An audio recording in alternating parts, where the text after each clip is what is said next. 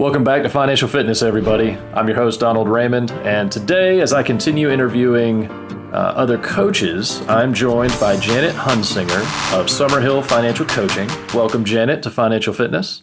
Thank you so much for having me. Yeah, absolutely. And she has a passion for helping young adults and their parents get ready for higher education without debt, and also strategies on how to prepare to pay for higher education. So without further ado, Janet, thanks for joining us, and share a little bit about what this topic of preparing for higher education without debt means. Yeah, thank you, Donald. Thank you so much for having me. My passion is to help young kids and educate them as well as their parents on sending them to higher education without going to debt. There's far too many young adults making these huge decisions. College, higher education is one of the biggest investments they'll ever make, next to a mortgage. And it's devastating how many people and young adults get far into debt, and then they have to make these payments when they get out.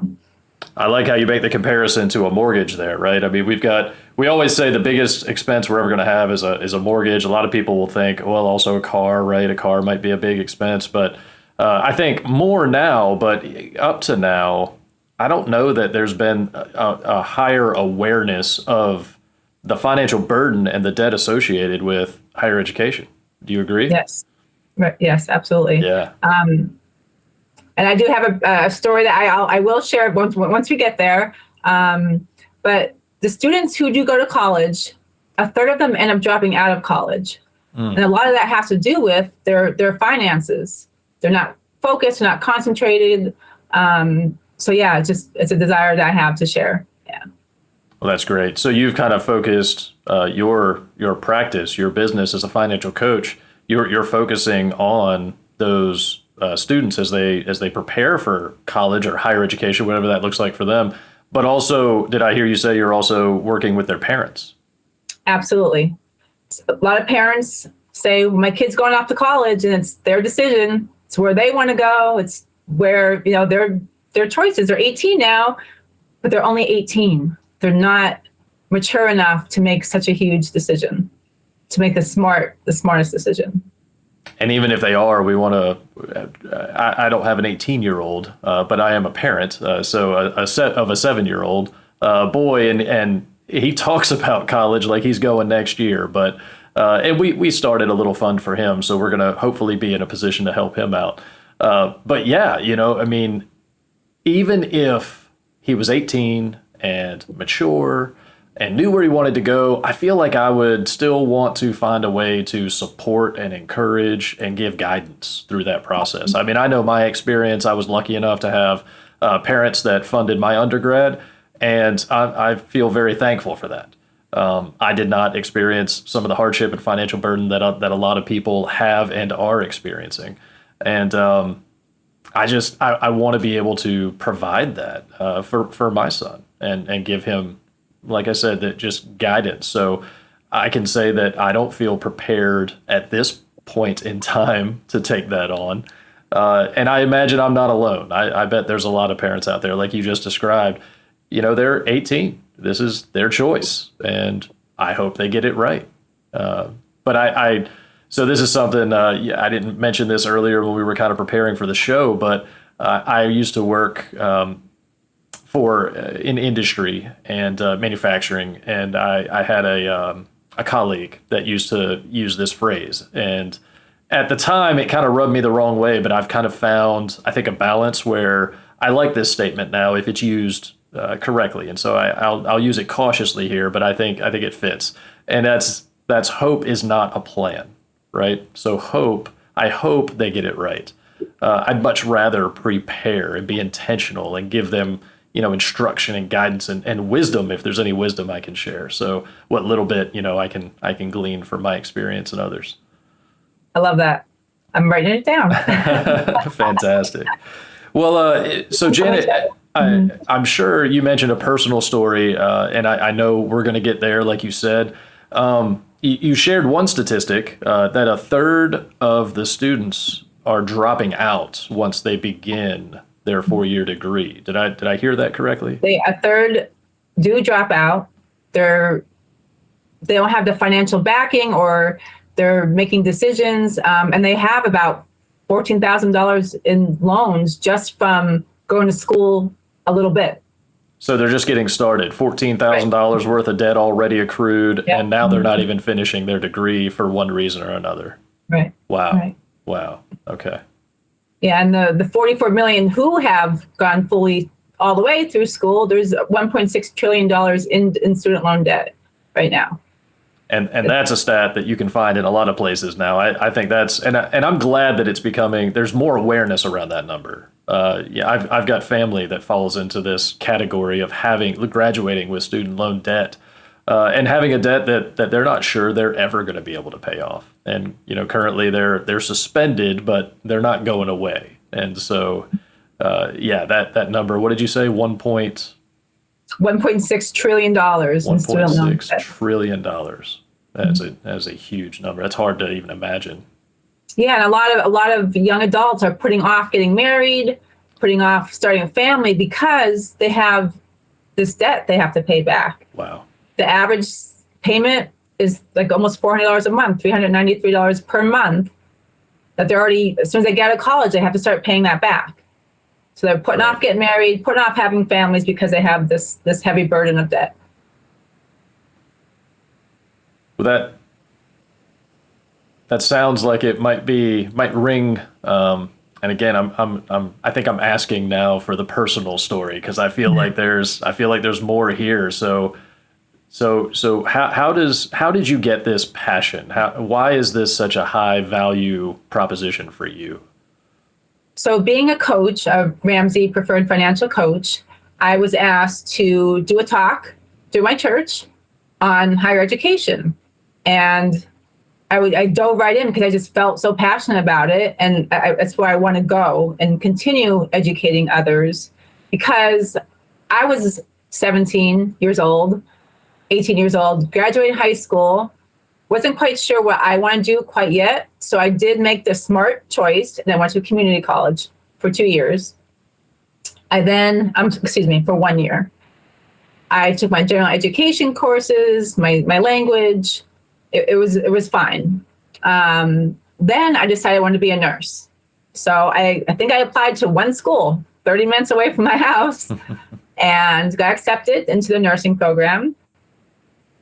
Didn't have any concept of what the cost was. Didn't have anyone guiding me, saying, apply for scholarships, grants, any means of paying for it.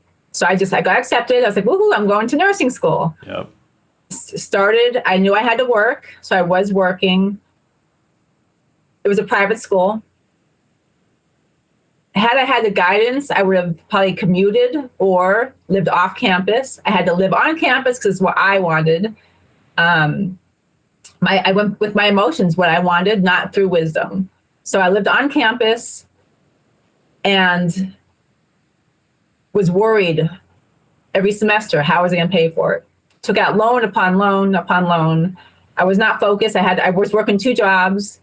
Then my one job took me where I moved. I moved to Texas. I shouldn't have done that. And then once I moved, the student loans were coming due. Yeah. So then I remember, so college was a good time. I remember just not being focused, as I said, but I didn't have $1 to go to a party.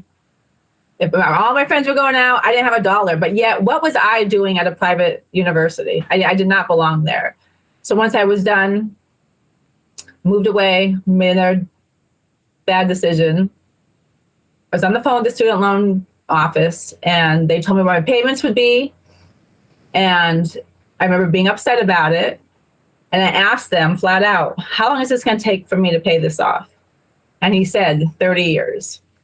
30 years. 30 years to pay off my student loans. So I just remember we got to pause on that for a second, because this is now a 30-year mortgage that most people are taking out. And Janet, I know you coach people through getting a mortgage the right way. And because we're both trained through the Ramsey Solutions program, we have a formula for that, and part of that formula is 15 years, right? Now, there's certainly exceptions to every rule, but we want to put people in a position to succeed. So even the mortgage, which really should be more than a student loan, if you end up with a student loan or if you have a student loan, is going to be a 15-year commitment, but you're now facing 30 years of student loan debt. Yes. Wow. Yes. And I was not even working in my field that I went to school for. So yes, I was very upset. I just remember I broke down and cried on the phone with the poor gentleman on the other end at the student loan office after he told me there would be a 30 years to pay it off. Yes. I can imagine. Yes. So that's my passion. Make the right decisions, choose a good path. You don't need to go to a private fancy university, even though that's where you might feel that you want to go.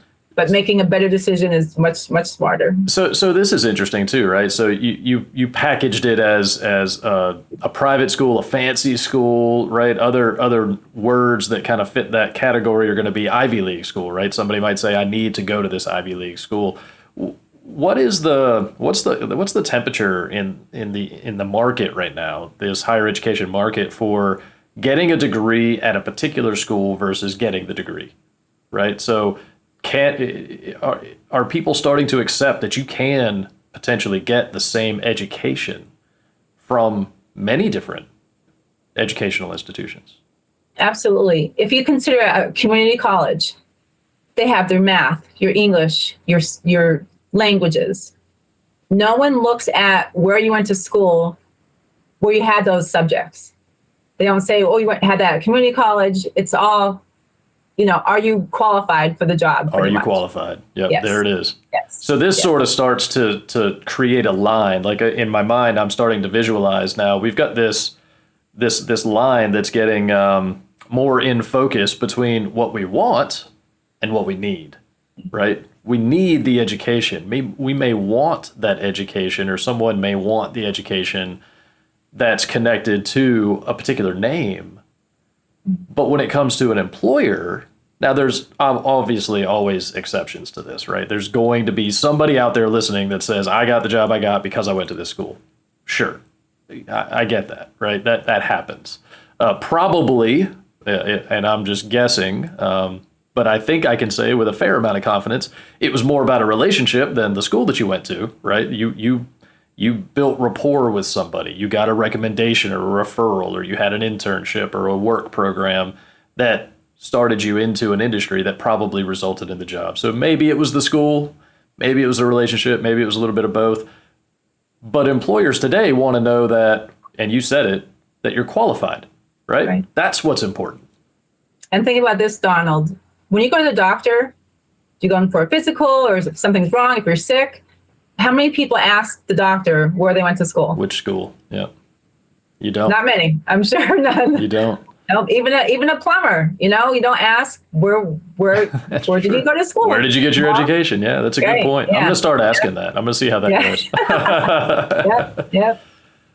Well, okay. So we've heard your story. So can we fast forward? Can I ask a personal question and fast forward Absolutely. To today? Where are you on that journey? Right now? Yeah. I am teaching young adults not to choose a private school or any school that they can't afford. You want to go to school that you can't afford and hopefully pay cash for. Yeah. Yeah. Stay away from the debt. So, okay. So you're teaching people. So that means that you've got a plan, you've got a method, and you're giving advice. So what does that look like for somebody? If somebody just heard you say, stay away from the debt, but they're thinking, well, I've got, a college that I'm looking at and I'm a sophomore maybe, and I started talking to my parents and we've started getting applications ready and stuff like that. And we know how much it's going to cost. We don't have that money, right? So a student loan is my only option, right? So if somebody is hearing this right now and that's what they're thinking, what are you going to say to that person? Student loan, the need of getting a student loan is just a myth. You don't need to get a student loan. Okay. It all starts with your school choice, a school that you can afford. Okay. Big priority on choose the right school, right?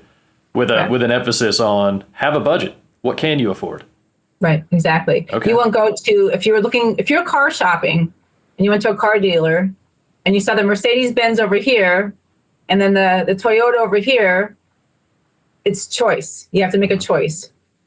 And if all I need is a car, I don't need a Mercedes or a Toyota. Right? Very good. I just need a car. Exactly. Yep. Oh, I get it. All right. Well, let's dive in a little deeper. So you mentioned, I heard you say 2-year or community college. Yes. So what other, choose the right college, right? How many different categories are we looking at here? So community college is a great option. You go to community college for 2 years for your general courses. They do have 2-year degrees you could get at a community college. You could choose, if you choose a state school, you want to choose an in-state school, the state that you live in, as opposed to going out of state lines. You'll save a bundle there. And then also maybe not choosing the private school because it costs a lot more. The difference between community college, which is like $9,000-$10,000 a year, to private school is up to $36,000 per year. Wow. So you must look at costs. Absolutely look at the cost. That's staggering. That's a big number. Mm-hmm. Wow. Okay. So upwards in excess of 30 grand a year. Per year. And that's not including room and board. That's wow. for the Okay. college, yes. Amazing. Okay.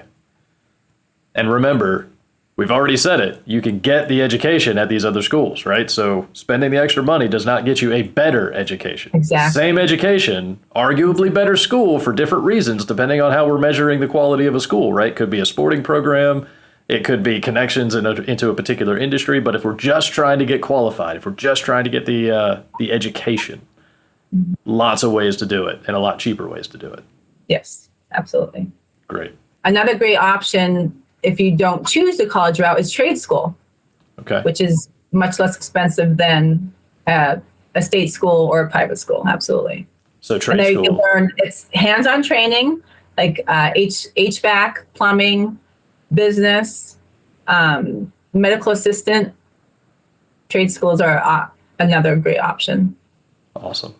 Yeah, so trade school. So somebody who's not looking to go into white collar office building, but looking maybe just learn a trade. And does this sort of fit the category? Because I'm starting to, as I'm coaching, I'm talking to more and more people that are kind of separating their lives a little bit between high school and college, right? There's almost like a sabbatical now, an intentional time period where people are spending a little bit of time out in the world. Maybe they're just starting a family early, getting a jump start on that. Maybe they're getting the 2-year trade school degree and spending a little time saving money for the house, the car, the family, the higher education. Are you seeing more of that? I feel like I am, but I don't have statistics to back that up. This is just an observation. Absolutely. There's been a lot of push for, go to the right school, go to the, 4-year university. But now there has been a push on, don't put the pressure on the young adult on attending a 4-year university. Trade schools are just as fine as a 4-year university. Yeah. And you're setting yourself up to go out into the workplace and start earning an income right away. I mean, yes, and they have hands-on training right there. And I know because I've participated in this. As I said, I used to work in industry and manufacturing, and we actually partnered with a local school very often to audit their educational or their trades programs so that they were getting people ready in the way that we needed them to be ready so that we could offer them jobs even before they graduated from the program. And they got on-the-job training, and we were helping to build curriculum. And I mean, there's a lot of partnerships there. You could potentially be working in your first semester of a trade school degree and be paying for school in real time, just cash flowing the whole thing. Absolutely. Yes. That's awesome. Yeah, I hope people take a pause maybe after listening to this, hearing what you're saying, and just challenge what they believe, right, about everything that they think they know, right, about the educational process, getting that higher education, and separating the wants and the needs, or the nice to haves. We can always put, more. You go to a all of a sudden, that is a terrible analogy probably, but you go to an all-you-can-eat buffet, right? You can always put more on the plate, but do you need it? Like, Exactly. you have your meal, you know what you want, and you can go get that, but you've got access to all this other stuff you probably don't need, right? So yeah, awesome. Yeah, and keep in mind that it's just temporary. It's 2 to 4 years of your life. Ooh, that's a really good as point. opposed to paying for 10, 20, 30 years of making payments. Wow. So I don't think I've ever heard somebody make that that challenge and put it that way, right? So yeah, 2 to 4 years. So absolutely. Why would I commit to paying up to 30 years of student debt for a 2 to 4 year decision? Now, granted, that decision is setting me up to get a job that hopefully is gonna carry forward. But that job's supposed to be paying me. I'm not supposed to be paying for that, right? Yes. Yeah. Wow.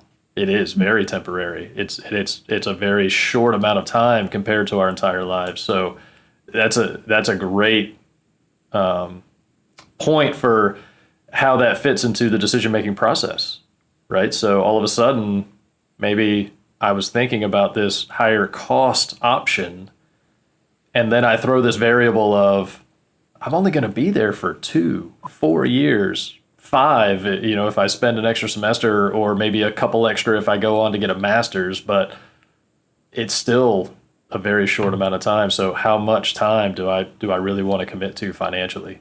Wow. Exactly. No, that was a good one.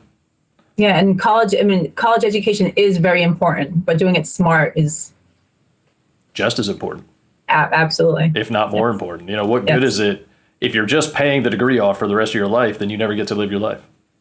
Exactly. Yeah. Wow. All right. What have I forgot to ask? What else do we need to talk about? So as far as after school choice, say you have a college that you have chosen, you want to first apply for your FAFSA, which is your federal aid. Mm-hmm. So after you get your federal aid letter, then it'll tell you how much you're expected to pay, how much your family contribution will be. And then, of course, after that, you want to apply for grants to see where you qualify, how much school will be covered.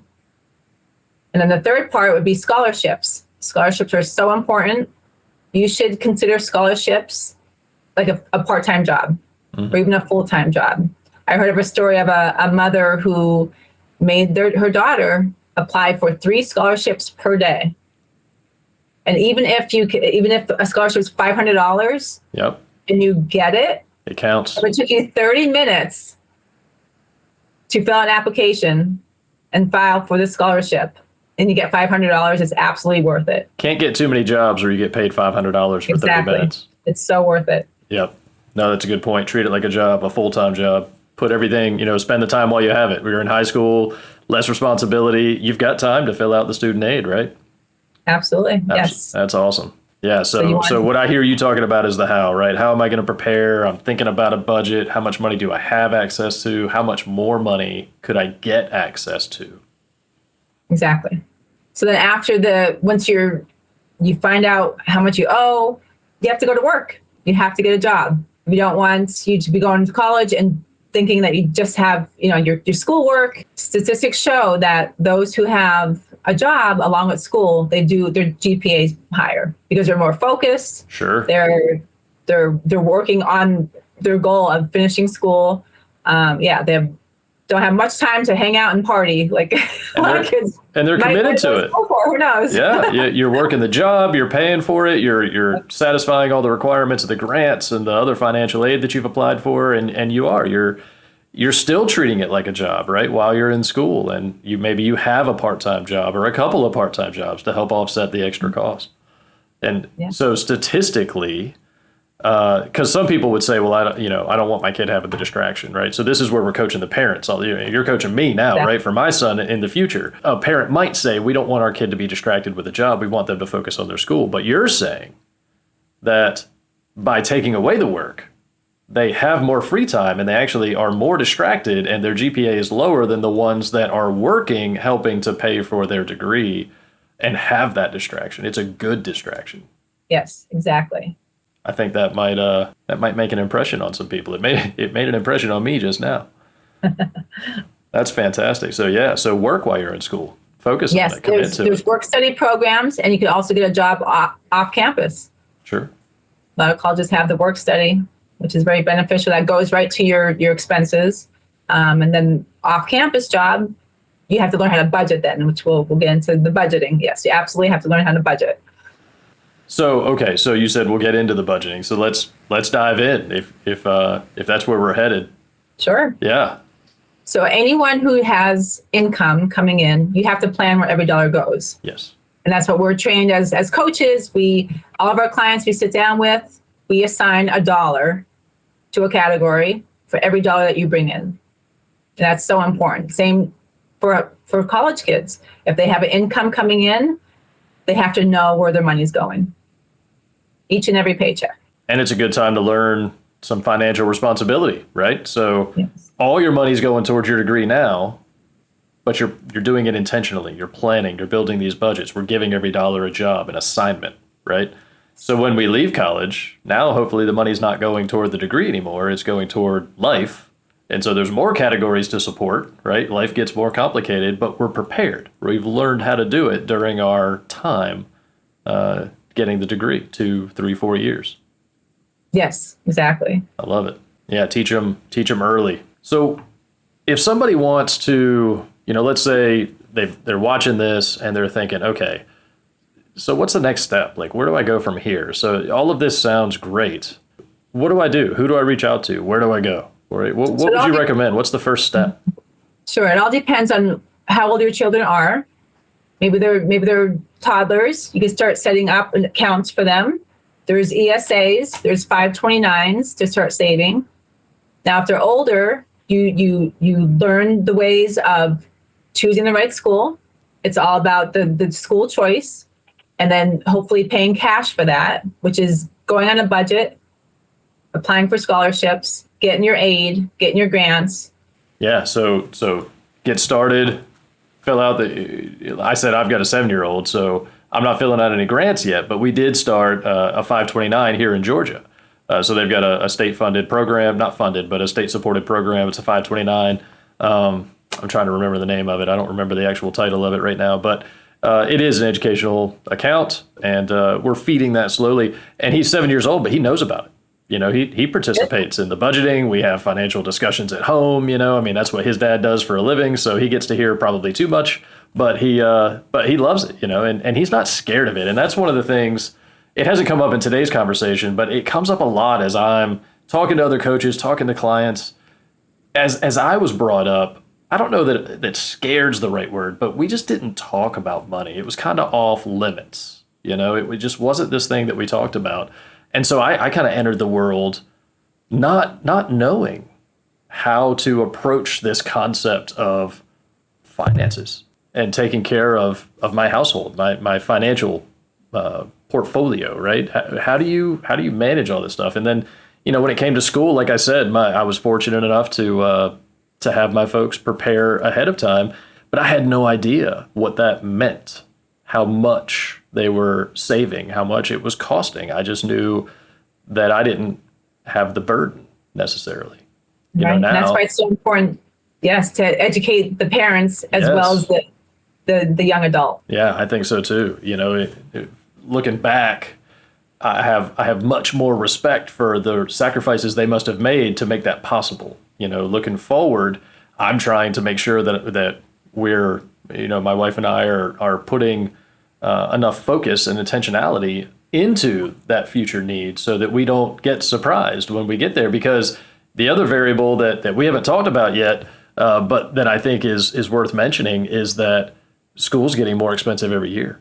Absolutely. That price is not going down, it's going up. So, we've got 10 more years before our son will be making a commitment. Absolutely. And it's going to get a lot more expensive over the next 10 years. I would like to mention as well, for parents, it's not good to co-sign for your child. Okay. You are going to retire. You need to think about your retirement. And it's also not a smart idea to take out loans out for your child for them to go to school. So not only the students, it's not a good idea to take out loans. It's not a good idea for the parents to take out loans for their child. So no loans. We're planning ahead. We're getting grants. We're getting scholarships. We're working. We're cash flowing. We're just not going to borrow money, right? Exactly. If we can help it. Yeah. Yes. And again, like you said, it's a short amount of time. So maybe somebody's thinking, well, I'm not going to be ready next year to start school because I don't have enough money saved. Okay, wait, go work. Exactly. Right? Don't Yes. go to school next year. Nothing says you have to go to school next year. We said earlier that a lot of people are taking that intentional break, and maybe they're getting the 2-year degree. Maybe they're going to work and saving up a little bit more. So yeah.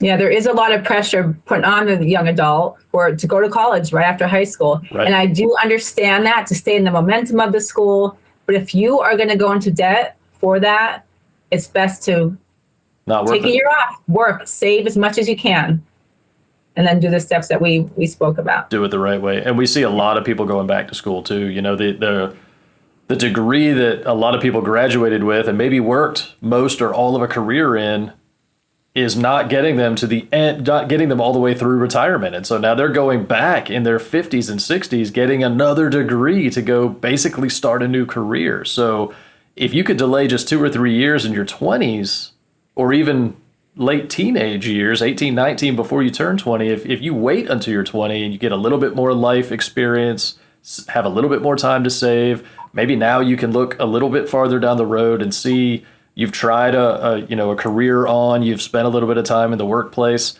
maybe you know what you don't want to do, and now maybe you have a better idea of what you do want to do. I think there's just so much value in that time that you almost can't monetize. You can't put a dollar figure associated with it, but there's still a lot of value there. Absolutely. I know a gentleman who has 4 degrees and did not take out any loans. He Wow. went to school, got his degree, went to work, saved, went back to school, got another degree, and so on and so forth. He has 4 degrees and 0 student loan debt. So it absolutely is possible. It's possible. Yep. Absolutely. Yes. Yep. All you have to do is commit to it. Yes. Yep. Another point that I want to mention is in high school, if your child's in high school, keep up the good grades, go to advanced placement classes where you can get college credits while you're still in high school. And that'll save a lot before you even get into college. You could get credits. Okay. Yeah. So get a Yes. jump start. Maybe you could even take a semester or 2 out of the degree term. Right? Absolutely. Yeah. Yes. So yeah. So you don't get a discount, but if you can shorten the time frame, Oh, yeah. it's going to cost less. Yeah. Yes. I love it. Well, Janet, I want to say thank you. I don't want to cut you off if we're not done with this conversation, but we've talked about a lot. Is there anything else that we need to touch on before we kind of show people how to reach out, connect with you? And Yeah. So just some resources. yeah, Ramsey put together a documentary called Borrowed Future, and it does explain the dark side of the student loan industry and how we don't need to take out student loans. So it's something that you might want to look into. It's called Borrowed Future. fantastic resource. Yeah, Yeah. highly recommend And it. also, there are many resources. There's a book called The Ultimate Scholarship Book. So it goes by year. So if you're going to college next year, get the Ultimate Scholarship Book 2023. Anthony O'Neill has a book called Debt Free Degree. And then Ken Coleman also has a book called From Paycheck to Purpose that has a lot of good points on, finding your purpose and taking the smart route. Yeah, no, those are all great resources. I really liked Paycheck to Purpose. That's probably Yes. one of my favorite books. And he's got a lot of other resources related to that book too. So if people go searching for that, they're going to find other resources associated with it as well. Absolutely. Absolutely. The Ultimate Scholarship Book, that's a new one. I hadn't heard of that. All right, well, Janet, thank you for opening our eyes a little bit, talking to us about higher education, getting there without debt, and really just encouraging us that it is possible, right? No discouragement here, no pointing fingers at anybody that has taken on debt to get a higher education, but just know that it's possible to do it without debt. And if you've got kids especially, be thinking about their need for education in the future and plan early. If you're not comfortable doing an education account, one that's specifically geared toward that, has penalties associated if you don't use it for education, just start any investment account for a savings target so that you have those resources available if all you're doing is helping somebody get their life started even. or helping them with that interim time between when high school ends and future higher education begins. We don't know what that looks like for everybody. So thank you for the encouragement. I'm both encouraged and I'm looking at this from a slightly different perspective now, just after this conversation. So I really appreciate the insights. So thank you. Absolutely. It's been an honor, Donald. Thank you so much. Yeah, this has been great. No. Well, I close the show the same way every time. But before I do, just give you an opportunity to share just a couple of closing thoughts with your community out there. Yeah. So just want to make smart decisions. And it's biblical too. The Bible tells us don't go into debt. Absolutely. There's a lot of good points and just in Proverbs on finances and making smart decisions. So I do look toward the Bible for wisdom. Absolutely. There's no better guide. No better guide. Absolutely. Not. That's right. Well, amen to that. And as always, stay focused, stay intentional, and improve your financial fitness. See you next time.